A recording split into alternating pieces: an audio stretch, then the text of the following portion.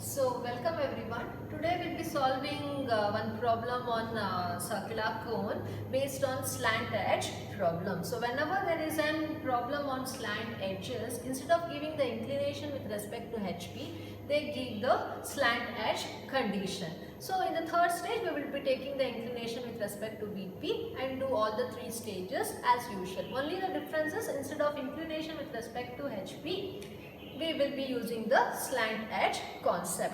So let us see what is the question is about. So it is a cone of 50 mm base diameter. So we have a cone whose base is of circular surface of 50 mm diameter and axis height is 60 mm. So from the apex to the bottom of the center, the height is equal to 60 mm. How it is resting? It is resting on HP on one of its generators. So you know that many generators will be passing through across the circumference of the circular base to the apex, because you know the cone is made by the revolution of the triangular surface about 360 degree, and hence many generators will be passing through across the circumference of the bottom surface. So it is resting on one of its generators on HP. In that condition, always we assume that the given cone is standing on HP, because one of the generator is resting on HP. If it has to rest on HP, you have to place the cone on HP. Okay, so this is how the initial position of the cone will be when it is resting on one of its generator. So once this assumption will be the thumb rule. When it is resting on one of its generator, you will keep the cone on HP plane, right? So once you fix the position of the cone on HP, then you will view how the top view looks like. So when you view from the top, you can see the circular surface, right? And also you can see the center O and O1 will be hidden, right?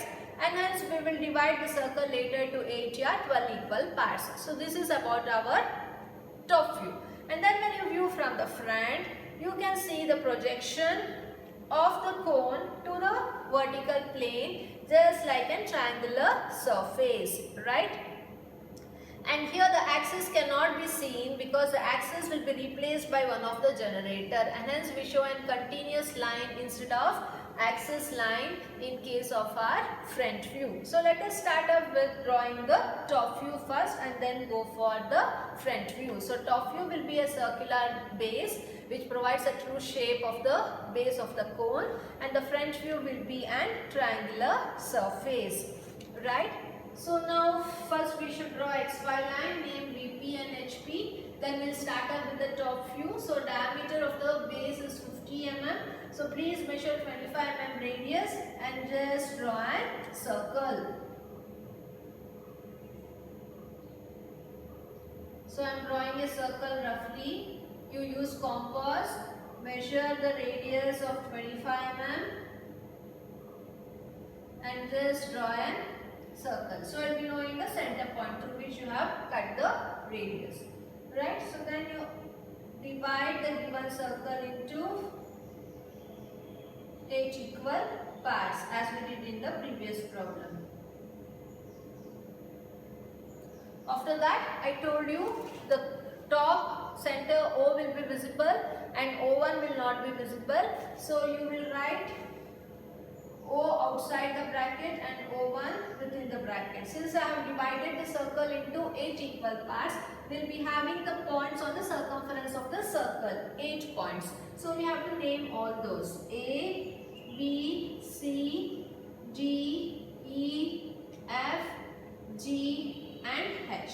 So after that we have to show how the front view looks like, right? For that we have to take the projections above from the circle. So please take the projection from point E. From D and F will be along same line, C and G will be along same line, B and H will be along same line, and A. So after taking the projection, now we have to extend above XY line. So here you can notice this is the axis line projection that is overlapped with one of the projection of the generator passing through circumference of the base circle, and hence we won't show the axis line, we will be showing a continuous line. right? So we just extend a continuous line of the generator instead of the axis. Then you measure what is the axis height. It is 60 mm. So use the compass, measure 60 mm exactly and cut an arc. So where it meets, that will be nothing but our O dash. So from O dash we kindly join through each and every points. So from O dash to this second,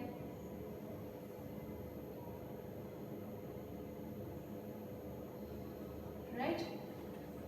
So after this, show the axis height, how much it is, 60 mm, please mention 60 mm, and show the diameter of the circle as how much it is, 50. So 50 is the diameter and axis height is 60 mm. So once you have done, kindly do the naming. So when the observer views from down, A will be visible. So you will write it as A dash. When the observer views from here, B and H is along the same line. B will be visible and H won't be visible. So you will write B dash outside the bracket and H dash within the bracket. So when the observer views from here, C will be visible and G won't be visible. So you will write C dash outside the bracket and G dash within the bracket. And similarly when the observer views from here, D will be visible and F won't be visible. So we will write D dash outside the bracket and F dash within the bracket. And later E will be visible when he views from here and hence E dash will be visible. Apart from that, we have center O1. So when the observer views from here, O1 will not be visible, it will be hidden. So write O1 dash within the bracket. So this is the first stage, front and the top view of the cone when one of the generator is resting on HP. So what is the second stage now? Usually in the second stage we used to get the inclination with respect to HP. But now they have told it is resting on one of its generators. So you will be having n number of generators. So you have to select which generator you are fixing, right? So if I consider O dash and E dash to be on XY line, this is the generator, right? So one of the generator we have to rest on HP, means one of the generator should come on XY line. So for that what we do is, you can either select this generator or this one. So I am taking this one for time being. I leave some space and just fix a point and name that as E dash, because I am taking E dash and O dash as the generator which will be on HP, means resting on HP means it will be on XY plane. So after that I will measure from E dash to O dash what is the distance. Come here and just mark a reference point. So this is the distance from E dash to O dash. So then you will name this as O dash.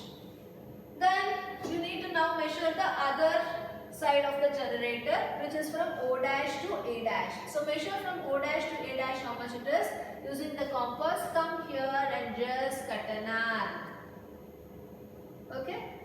So this is the distance from O dash to A dash. O dash to A dash and cut an arc.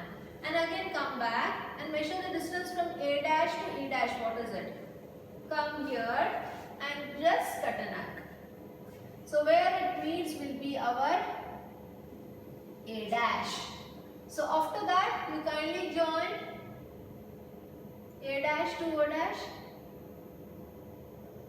A dash to E dash. So once it is done, now you identify the midpoints which are there on our baseline. So from A dash to B dash, what is the distance it is you measure and just make a reference point. Similarly from E dash to D dash, what is the distance you measure, make a reference point. From there, B dash to C dash, what is the distance you measure and just cut an arc, right? So this E dash you can write a little bit down here. So you will be having space to write D dash and F dash.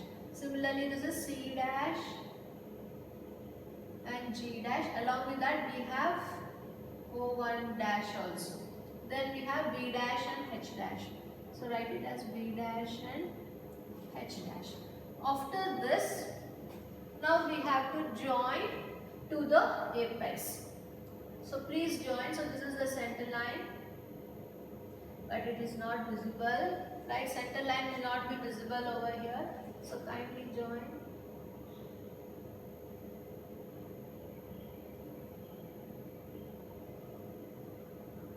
Okay, so we have just shifted the front view which was in vertical position with axis vertical now to inclined position such that it is satisfying that one of the generator is on HP, means it is on XY plane. So once this is over, so now we should see how the top view looks like when one of the slant edge is on HP plane. So for that we need to take the projection from each and every point without fail. So please take the projection from each and every point from the base as well as from the apex, and then extend the projection from our top view also. From G, H and F will be along same line, A and E will be along same line, B and D will be along same line, and C will be along the same line. So after this you can just erase the extra lines of projection so that you won't be having any confusion. So once this is done, start reading the locus. So locus of A, okay, so this is the locus of A dash is here, so this is our A. The locus of E dash is here, so this is our E. So locus of B dash is here, so this is our B. And locus of D dash is here, so this is our D. Locus of C dash is here, so this is our C. And locus of H dash is here, so this is our H. Locus of F and F dash is at this point, so this is our F. Locus of G and G dash is meeting here, so this is our G. Locus of O1 is meeting O1 dash at this point, so this is our O1. Locus of O is meeting O dash at this point, so this is our O.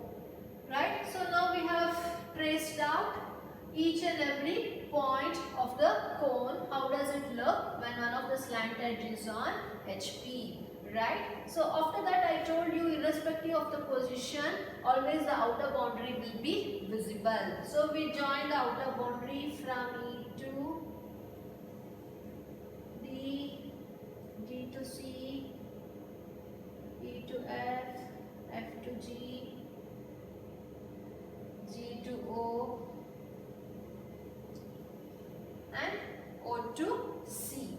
And here even the other part of the circular base will be visible because you are not having any corner on XY plane in inclined position. So you will show this part also as visible line.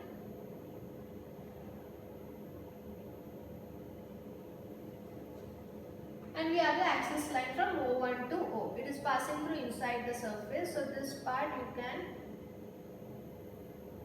just show as the axis line. Okay, so you can just change this to axis. So this is how the second stage of the front and the top view looks like. And next, what is the last part?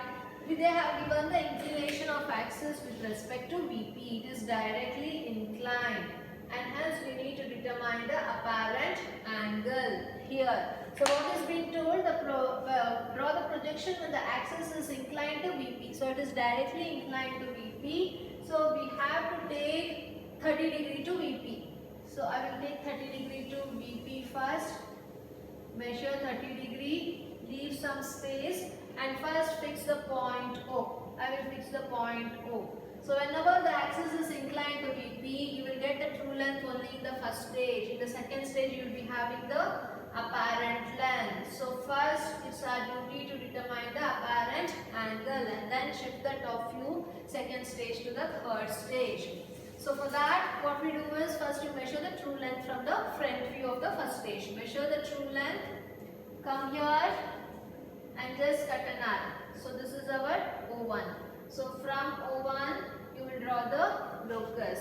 After that you will come to the second stage. You will measure the apparent length of the top view from the second stage.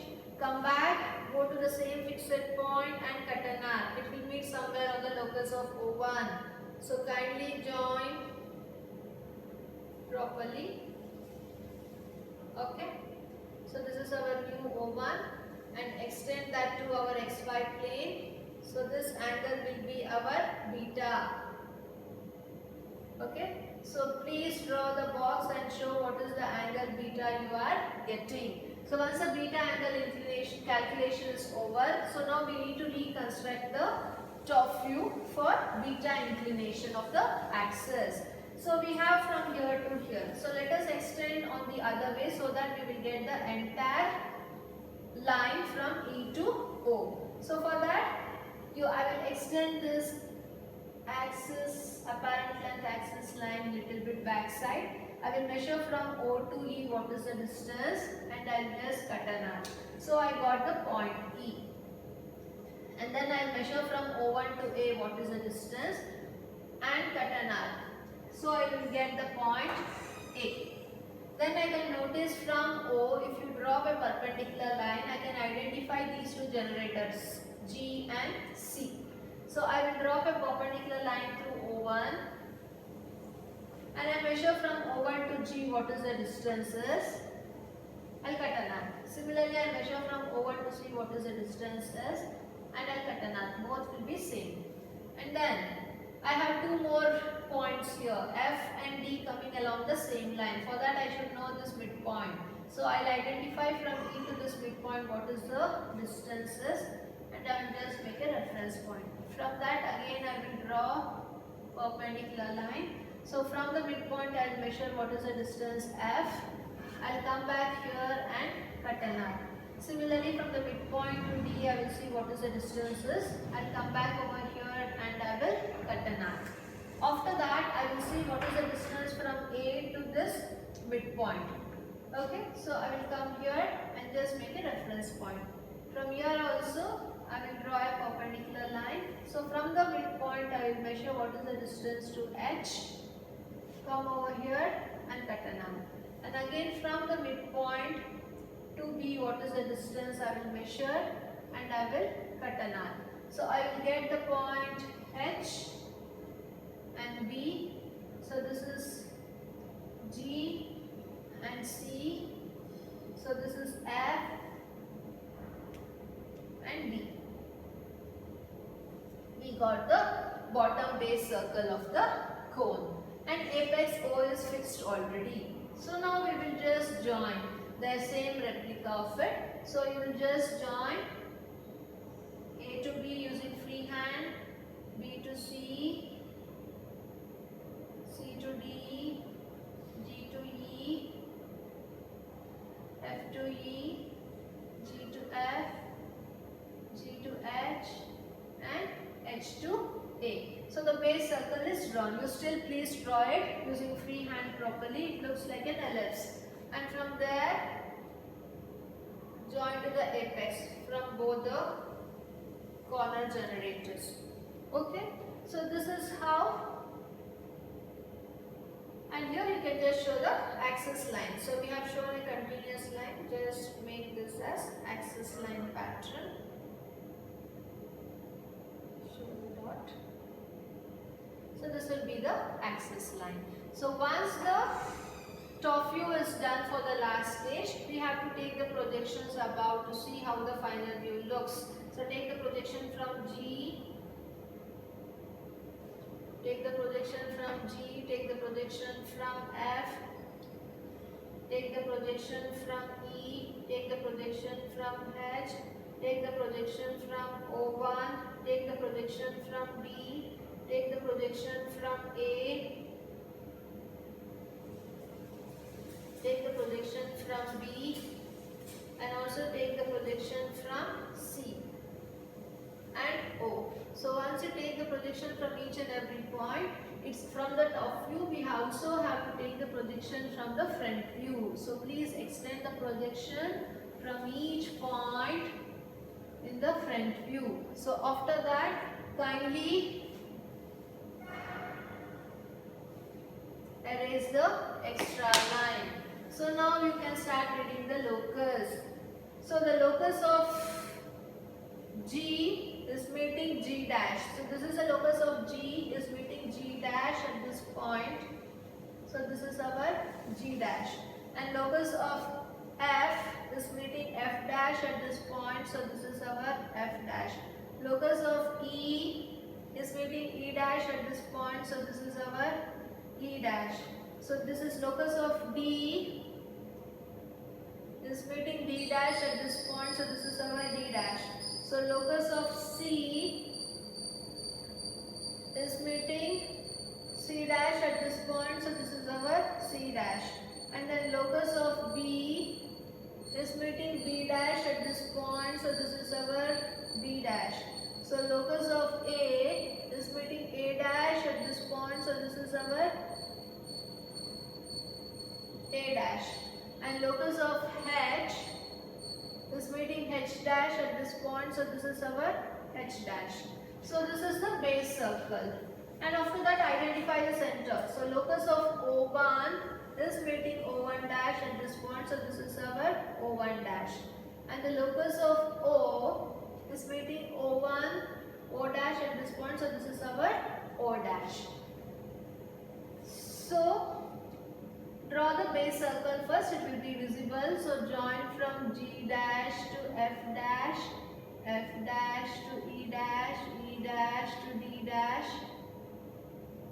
D dash to C dash, G dash to H dash, H dash to A dash to B dash, B dash to C dash. After that, kindly join from E dash to O dash and also from A dash to O dash. So this is how the final cone looks like in the front view of the third stage. So we have to join the center axis here. So please show the center axis. So this is how you have to solve the problem on slant edges related to the given circular cone in such a way that it is resting on one of its generator on HP. So whenever it is resting on one of its generator on HP, we assume that the given cone is on HP plane, is standing on the horizontal plane. Thank you.